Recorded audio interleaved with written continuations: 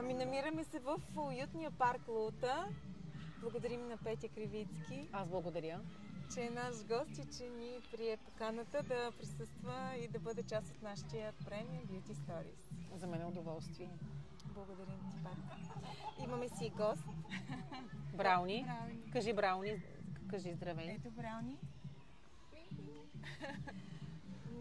Просто да ни се представиш като за начало. Петя съм. Майка, психолог, съпруга и жена. Богините никога ли не остаряват? Богините никога не остаряват.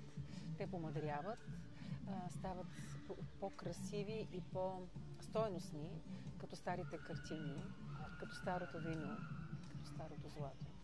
Като абсолютно всичко, което има някаква... То зависи от човек. Ако човек е стойностен, ще остарява красиво. Ако човек се е загубил, добре да потърси помощ, за да остарява красиво. Това като някаква коралия. Това е като въпрос на избор. Как да пропука? Предполагам, че има някой, който се крие някъде. Когато...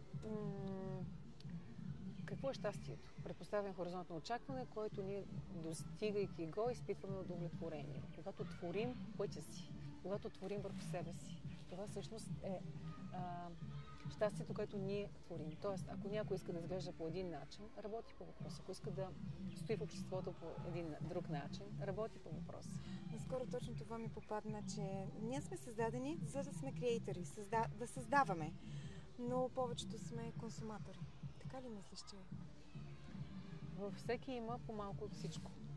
Аз също съм консуматор, много обичам красиви неща, но да създавам това, което мога да създам. Тоест, животът е много интересен. То е една динамична система. Променя ни, както ние се променяме. И е добре да правим така, че да ни е уютно там. И най-добре е всеки вътре в себе си да намери това, което най-много му харесва и това да прави.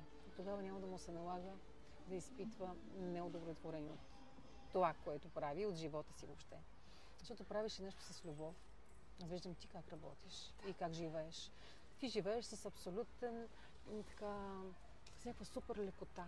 Аз без любов не мога да създавам нищо. Всичко около теб е прекрасно. И работата ти, взаимоотношенията. И виждам една красота, защото ти се виждаш в социалните мрежи. Нали? В смисъл, точно за това исках да покажа себе си, защото забелязвах, че не всички ме приемаха, смятаха ме за фейк, за фалшива.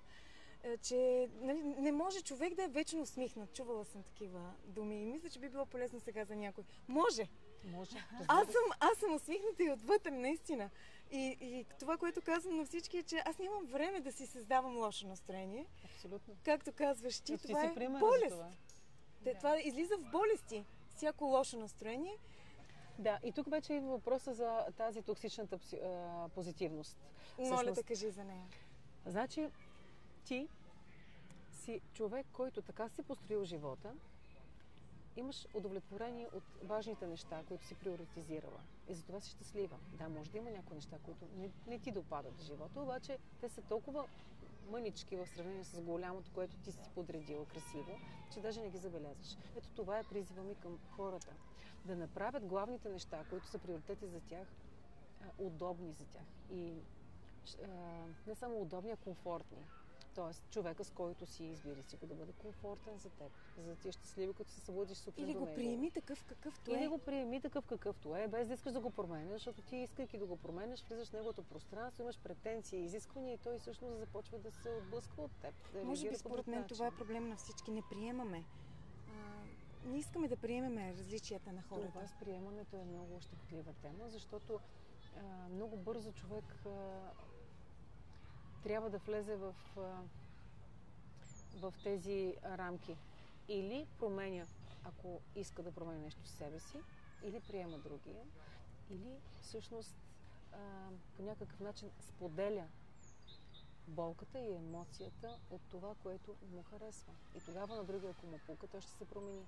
Защо всички са тръгнали да поправят партньорите си, да поправят света? Няма как да се случи. Абсолютно. Ние в момента си партнираме с Ани. Тя е 10 години по-малко от мене. И много сме различни. И И може би точно това ми харесва. Даже понякога се връщам, когато бях на 30, с нейните емоции, огън, зареждащо за мен, но въпреки всичко, много ми е приятно и дори да спорим, нали? Тя вижда пък моите неща. Аз пък искам да я уча и аз приемам. Приемам дори нейния гняв, когато го усещам дори в написаното. Приемам. Даже както казвам, аз даже ми е приятно да се върна обратно и да я виждам как се кахари за... Това е много хубаво. Щом тя споделя такава емоция, която е почувствала, това е много полезно за вашите взаимоотношения. Да. Защото всъщност тя, ако се събира, в един момент вие ще се разделите. Да. А пък ако го отреагира много грубо, вие пак ще се разделите. Човек трябва да балансира, но да отреагира. И да споделя. И не оценка, ти го направи лошо. Това е оценка. Тя затваря. Може да каже от нейна гледна точка, аз си го представих по друг начин. Или много се натъжих, когато се случи по този начин, защото аз си го представих по друг.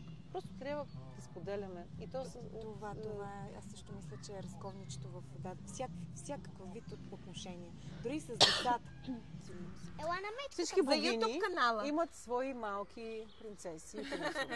Така че навсякъде всички подкастове, които се правят, са много стерилни.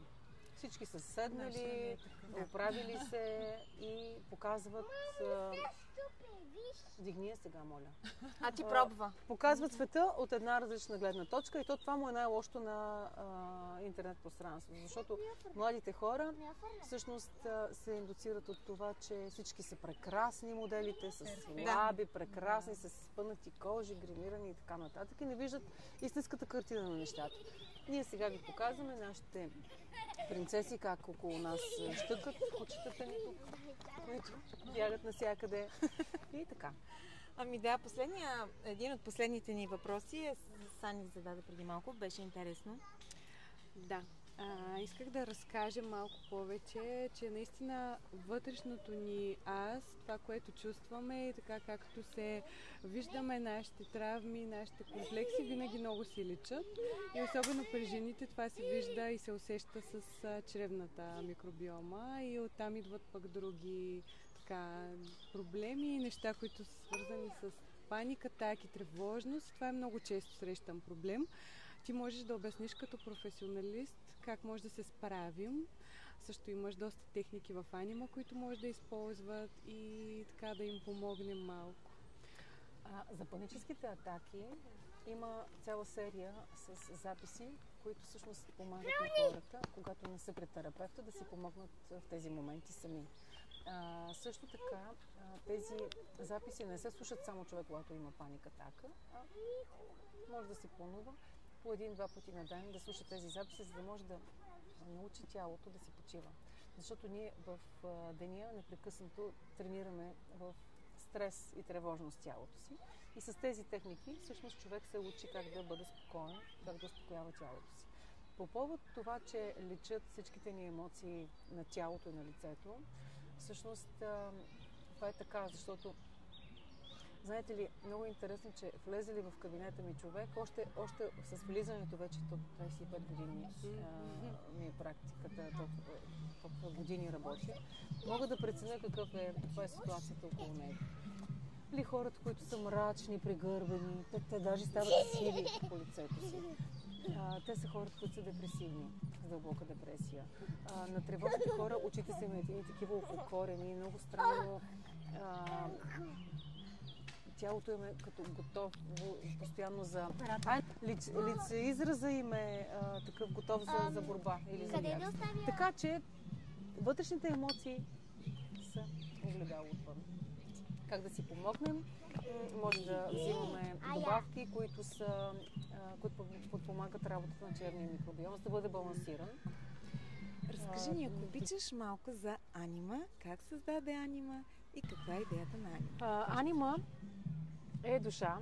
Всъщност анима е женското начало в мъжа, според Юнг. И истината е, че създадох анима с една идея хората в джоба си, защото идеята беше да бъде мобилно приложение за телефон, хората в джоба си да имат една като патеричка, която да си помага в някакви моменти. всъщност, когато имат тревожност, когато имат паническа атака, когато са в депресия. След което започнах да мисля за не тези, които нямат проблем, че е добре просто да успокояват тялото си с тези записи, защото всичките записи са направени от мен с моя глас, с мои текстове, но всъщност са медитации, медитативни практики. И повечето от тях са за успокояване. Има такива, които могат да бъдат в полза, когато човек не може да заспи вечер, когато е уморен, когато мозък овъртинква непрекъснато. И всъщност идеята е, успокоявайки тялото, да успокои съзнанието и тогава тялото да може да се самолекува и да работи в пълен баланс. А как може да си свалят нашите зрители?